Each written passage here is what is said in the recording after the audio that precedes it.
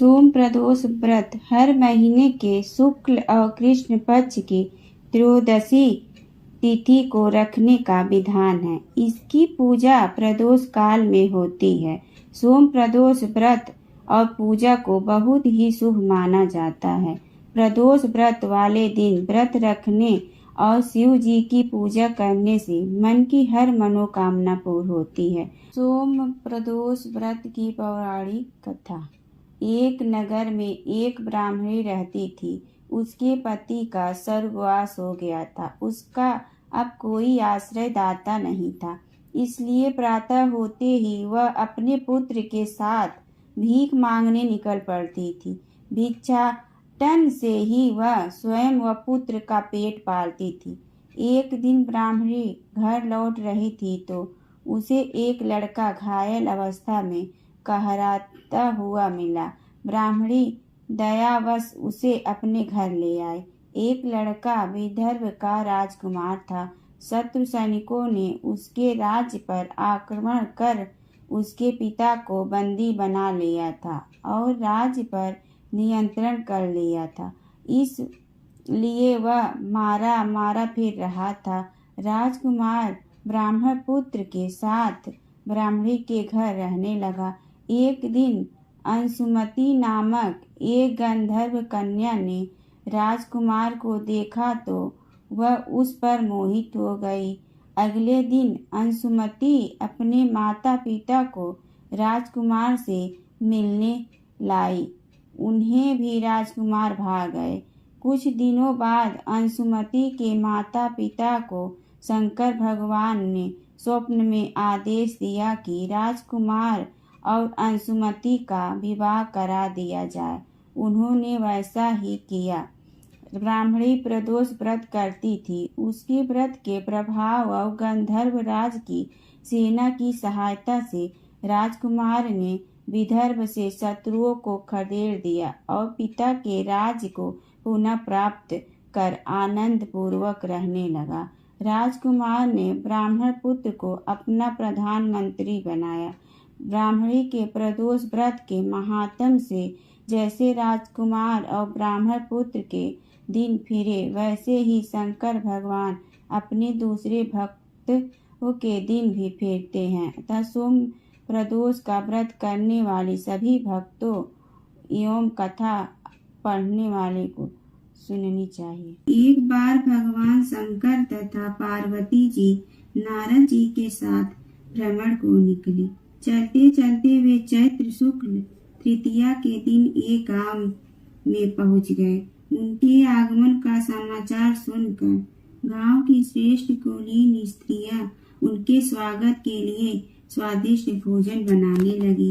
भोजन बनाते बनाते उन्हें काफी विलंब हो गया, किंतु साधारण कुल की स्त्रियां श्रेष्ठ कुल की स्त्रियों से पहले ही थालियों में हल्दी तथा अक्षत लेकर पूजन हेतु पहुंच गए। पार्वती जी ने उनके पूजा पाठ को स्वीकार करके सारा सुहाग रस उन पर छिड़क दिया। वे अटल सुहाग प्राप्ति का वरदान पाकर लौटे। तत्पश्चात उच्च कुल की स्त्रियां अनेक प्रकार के पकवान लेकर गौरी जी और शंकर जी की पूजा करने पहुंची। सोने चांदी से निर्मित उनकी थालियों में विभिन्न प्रकार के पदार्थ थे। उन स्त्रियों को देखकर भगवान शंकर ने पार्वती जी से कहा, तुमने सारा सुहाग रस तो साधारण कुल की स्त्रियों को ही दे दिया, अब इन्हें क्या दोगी?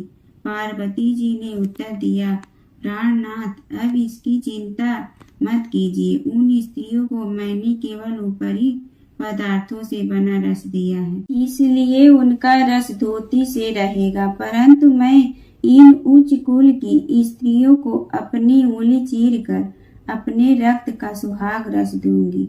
यह सुहाग रस जिसके भाग में पड़ेगा वह तन मन से मुझ जैसी सौभाग्यवती हो जाएगी। जब स्त्रियां ने पूजन समाप्त कर दिया तब पार्वती जी ने अपनी उंगली चीर कर उन पर छिड़क दी। जिस पर जैसा छींटा पड़ा उसने वैसा ही सुहाग पा लिया। तत्पश्चात भगवान शिव की आज्ञा से पार्वती जी ने नंदी तट पर स्नान किया।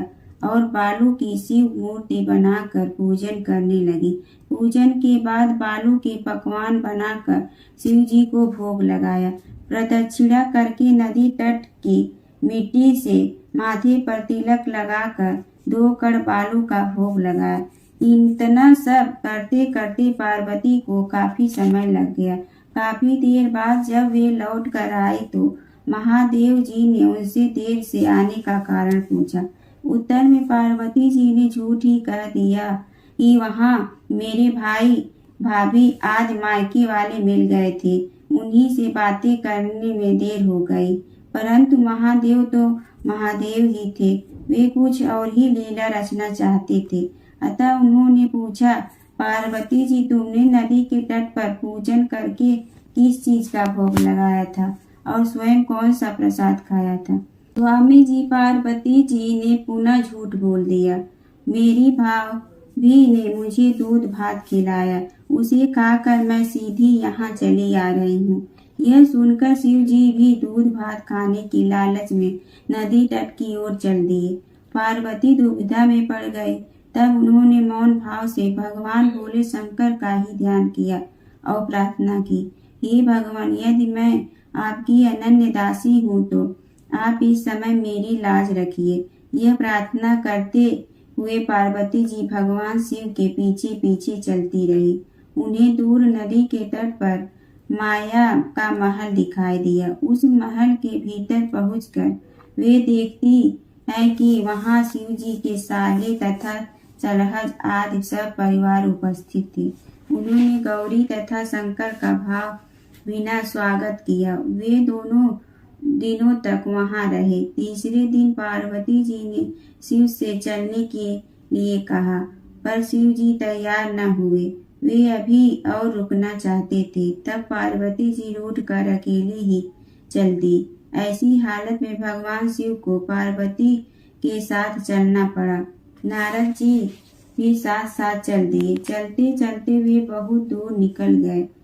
उस समय भगवान सूर्य अपने धाम पश्चिम को पधार रहे थे। अचानक भगवान शंकर पार्वती जी से बोले, मैं तुम्हारे मायके में अपनी माला भूल आया हूँ। ठीक है, मैं ले आती हूँ। पार्वती जी ने कहा और जाने को तत्पर हो गई, परंतु भगवान ने उन्हें जाने की आज्ञा न दी और इस कार्य के लिए ब्रह्मपुत्र नारद जी को भेज दिया। परंतु वहां पहुंचने पर नारद जी को कोई महल नजर न आया। वहां तो दूर तक जंगल ही जंगल था, जिसमें हिंसक पशु विचर रहे थे। नारद जी वहां भटकने लगे और सोचने लगे कि कहीं वे किसी गलत स्थान पर तो नहीं आ गए। मगर सहसा ही बिजली चमकी और नारद जी को शिव जी की माला एक पेड़ पर टंगी हुई दिखाई दी। नारद जी ने माला उतार ली और शिव जी के पास पहुंचकर वहां का हाल बताया। शिव जी ने हंसकर कहा, नारद, यह तब पार्वती ही लीला है। इस पर पार्वती बोली, मैं किस योग हूँ? तब नारद जी ने सिर झुकाकर कहा, माता, आप पतिव्रताओं में सर्वश्रेष्ठ हैं। आप सौभाग्यवती, समाज में आदि शक्ति हैं। यह सब आपके पतिव्रत का ही प्रभाव है। संसार की स्त्रियां आपके नाम स्मरण मात्र से ही अटल सौभाग्य प्राप्त कर सकती हैं और समस्त सिद्धियों को बना तथा मिटा सकती हैं। तब आपके लिए यह कर्म कोई सी बड़ी बात है? महामाये गोपनीय पूजन अधिक शक्तिशाली तथा सार्थक होता है। आपकी भावना तथा चमत्कार पूर्ण शक्ति को देखकर मुझे बहुत प्रसन्नता हुई। मैं आशीर्वाद रूप से कहता हूँ कि जो स्त्रियां इस तरह गुप्त रूप से पति का पूजन करके मंगल कामना करेंगी, उन्हें महादेव जी की कृपा से दीर्घ आयु वाले पति का संसर्ग मिलेगा।